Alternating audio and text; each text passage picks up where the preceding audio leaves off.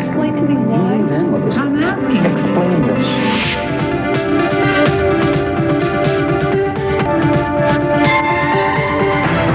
The Fifth Estate.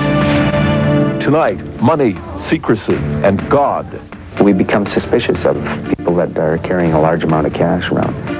This religious leader receives donations from around the world. We're not a fly-by-night type church. But American police believed their laws were being broken and set up a sting. Why would a church smuggle currency out of the United States? This is not a dictatorship country. Lyndon McIntyre follows a mysterious multi-million-dollar trail through the U.S. and Canada.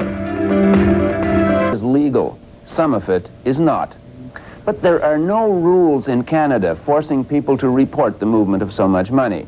And ever since this summer's worldwide collapse of the Bank of Credit and Commerce International, there have been concerns about how authorities track large transfers of cash.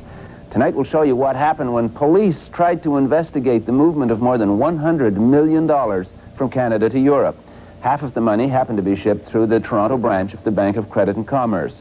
Canadian police have been unable to find any criminal connection to the money, but their investigation has led to a first glimpse into a secretive practice, the movement of money in the name of God.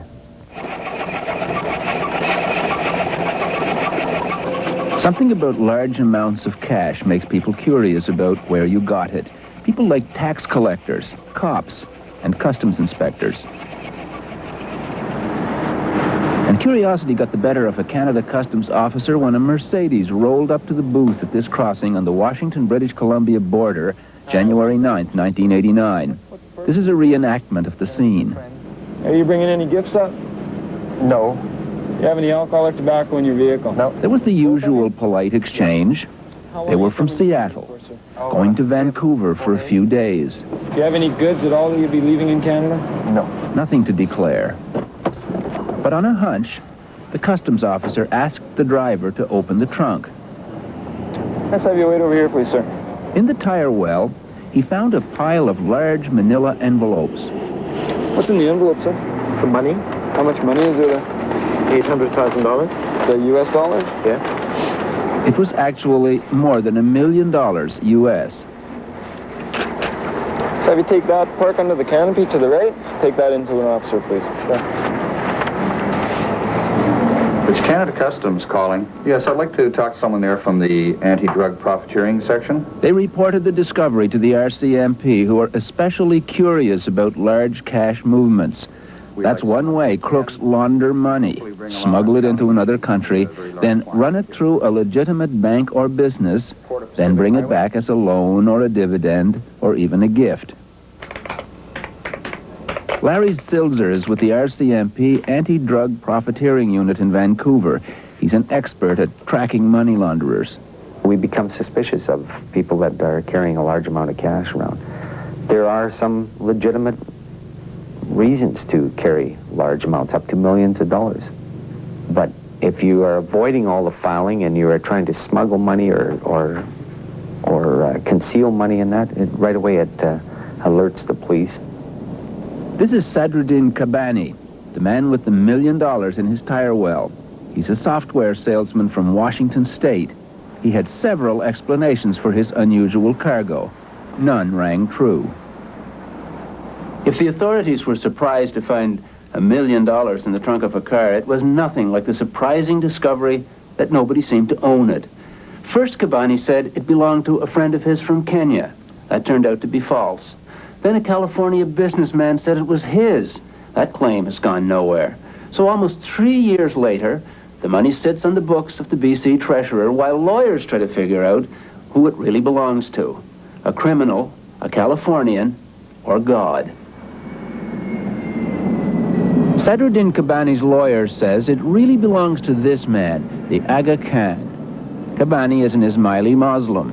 For Ismailis, Aga Khan is God's man on earth. Most North American Ismailis came from East Africa. They've prospered here, and in 1984, they opened a splendid mosque in Vancouver to thank the Lord and the Aga Khan and Brian Mulroney. Through their mosques, the Ismailis make generous contributions to their leader. In their religious tradition, the offerings are collected anonymously and shipped to his bank in Geneva. Al-Hassam was born an Ismaili in Uganda. He now lives in the United States. We have a tradition. It's a very simple tradition.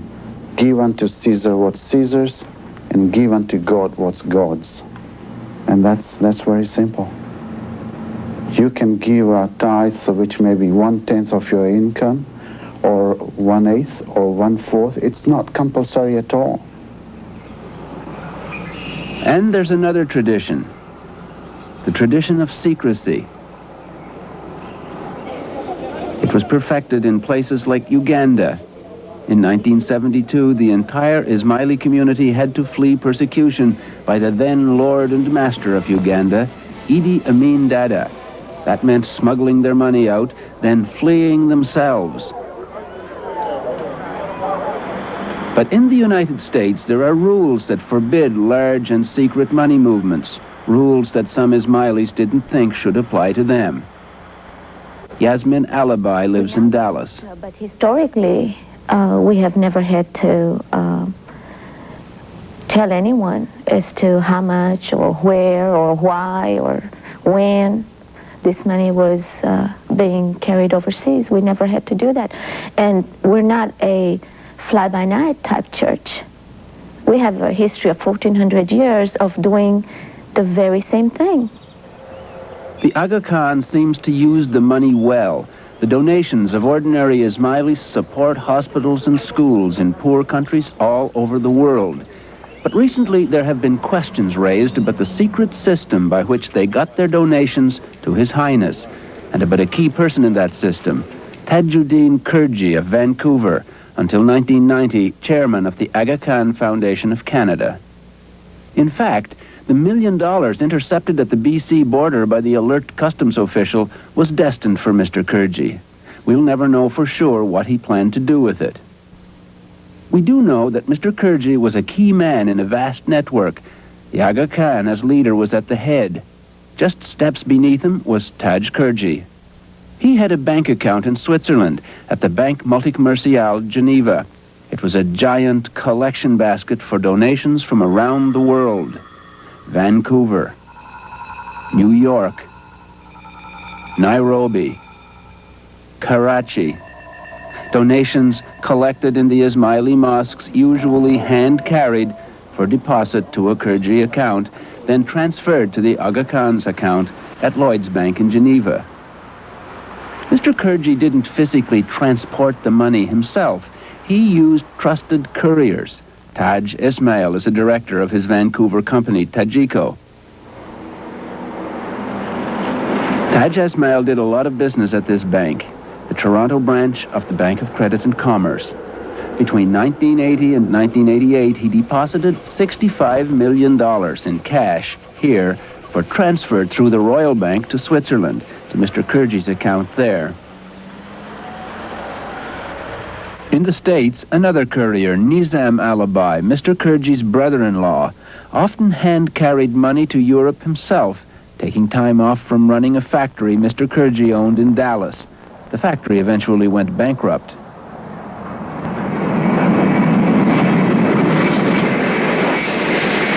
Nizam was a frequent flyer out of Dallas, but while he was passing through London, British customs officers discovered he was often carrying large amounts of cash.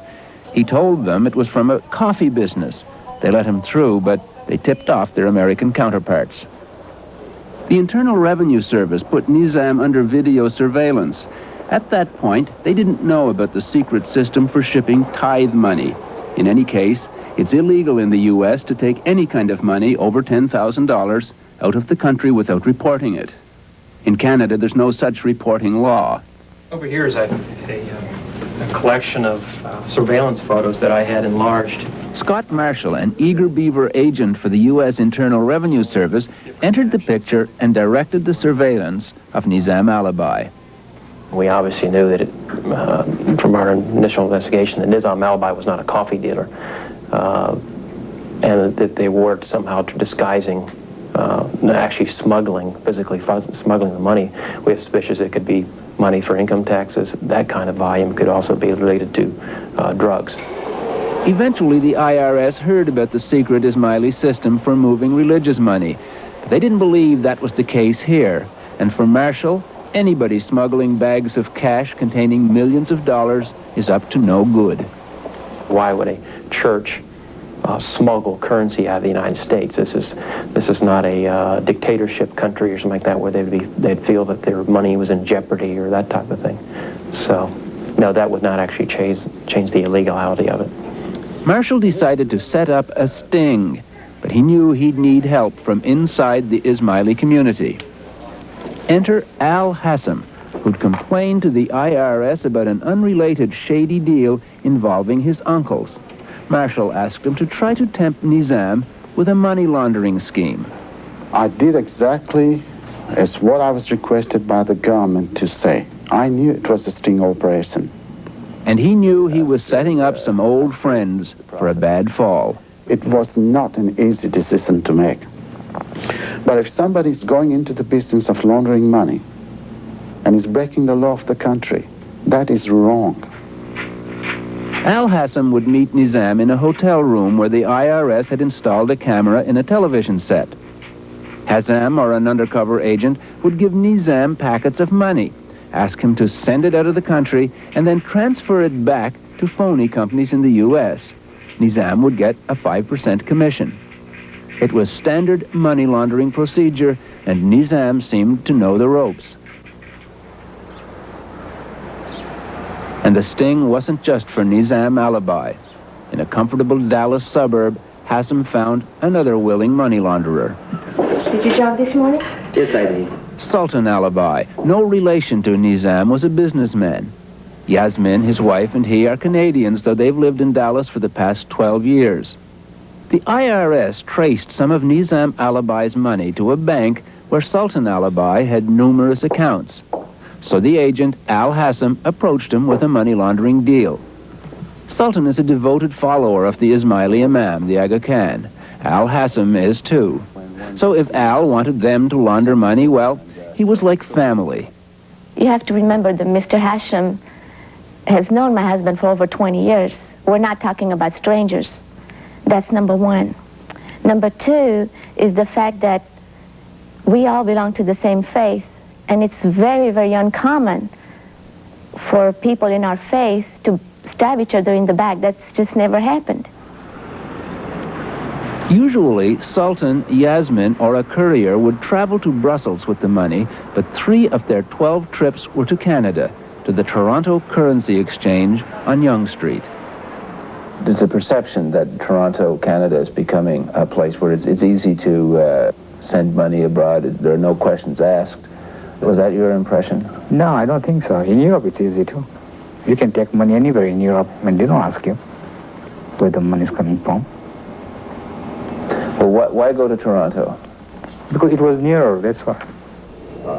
I had a big meeting with them last. It was all so easy. Sultan soon had laundered $1.5 million. So the IRS asked him to get into the big time. They said they wanted to move money for a South American drug cartel.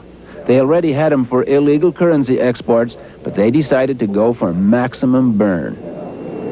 But I'm looking at trying to move through you maybe within a 1 month period of time, somewhere between $6 and $7 million. I don't know if you can handle that. You can't handle that one. How about your... Less than a month after that meeting, Sultan and his wife and 11 others, including Nizam Alibi, were arrested. 7 were Canadians. All either pled guilty or were convicted of offenses ranging from simple currency violations to money laundering. Nizam Alibi is now serving a 7-year prison sentence. Justice. The arrests stunned the Ismaili community in North America, especially the ones that were caught. I don't feel like this sting operation has helped the drug business at all or the money laundering business at all. It's still being out there in the streets. They caught the wrong guys. We were not involved in any criminal behavior before. Yasmin Alibi got 2.5 years, and her husband Sultan 11 years for their roles in the sting. The leg bracelet keeps track of Sultan's movements as they await the inevitable start of their prison terms. Under U.S. law, they must serve at least 85% of their sentences. The informer, Al Hassam, doesn't feel sorry for any of them. This was not a case against the Ismaili people. These were a few people amongst our faith or our society who were conducting themselves in illegal activities. They got caught red-handed. One of the people they caught red-handed that day was Sadruddin Kabani, the man Canadian Customs nabbed at the BC border 6 months earlier in January 1989. Kabani was another Ismaili courier, but he hadn't actually handled any of the IRS sting money. As for that $1 million in the trunk of his car, a judge believed it was religious tithing money and let him off lightly. The IRS remains skeptical, and here's why. The journey began back in the morning. While watching Nizam Alibi's money couriers in the investigation that led to the sting, they followed this man to Kabani's hometown, Seattle. He gets off this plane and gets into a sitting area at the front of the airport. He's about to receive $400,000 in a shopping bag at New York's LaGuardia Airport. The money would zigzag across the United States to Kabani's doorstep. It's amazing here that it's $500,000 and he just leaves the bag in New York City. That's a big no-no. We're in about noon in Dallas when he arrives back in Dallas. He immediately gets on another aircraft to Seattle, Washington. We're talking still all in the same day. Dallas to New York to Dallas, and Dallas to Seattle. Right, which is quite a trip. That's a long day. When Kabani got the $400,000, he in turn handed it off to another courier, a Canadian who headed north to Vancouver. Once you cross that border with that currency and non-detected, you're home free. Because literally there is no reporting law when you go to a Canadian bank and deposit that. The $1 million Kabani later tried to carry to Canada himself was presumably bound for the same pipeline to Europe. In July '88, Taj Ismail had hired Brinks Canada to transfer large amounts of money from Canada to Switzerland. Remember, Taj Ismail is the courier who hand-carried $65 million in cash to Toronto between 1980 and 1988. In mid-1988, they started using Brinks. Between July 1988 and May 1989, they moved large amounts of cash to Geneva for Taj Ismail. They carefully recorded the transactions. July 7th, 88, $850,000. July 26th, 88, $1.4 million. August 10th, 88, $1.4 million. In all, $51.3 million in less than a year, and Brinks reported it to the RCMP. It seemed like such a lot of money. We decided to ask where it came from.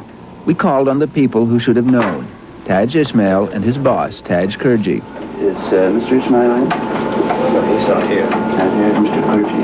Mr. Kurji's not here. Nothing sinister about it. And then we went to Ismail's home in the exclusive British Properties neighborhood in Vancouver. He's not here, so I don't know where he is. Okay, well... Okay. And I think that you've been told that he doesn't want... Well, no, we haven't been told anything. We've been asking all over for him, and people just simply tell us that he's not around. He's not around, then. He's disappeared off the face of the earth, I guess. I don't know. Well, that's a shame. Taj Kurji seems to have disappeared off the face of the earth, too. We requested an interview through his lawyer months ago, went to his office and his home, but haven't been able to find him.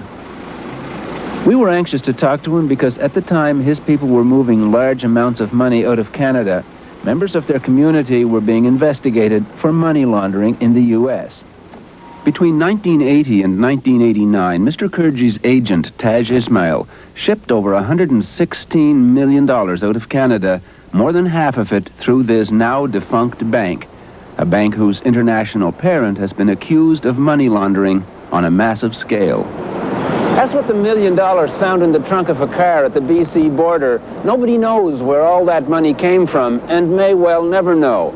But the case of the mysterious Ismaili bagmen revealed a dramatic contrast in how Canada and the United States view the growing problem of money laundering.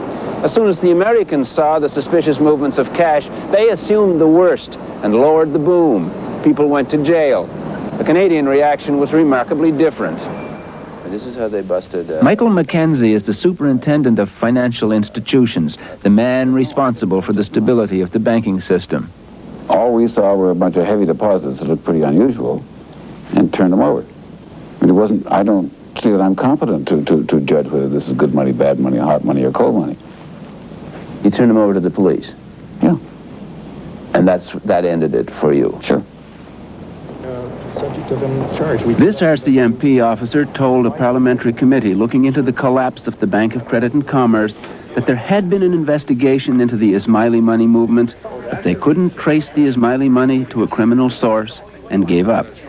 Committee members also heard from an ex-Mountie who worked on the investigation. He said it was understaffed and that the police were overwhelmed by the scope and complexity of the case.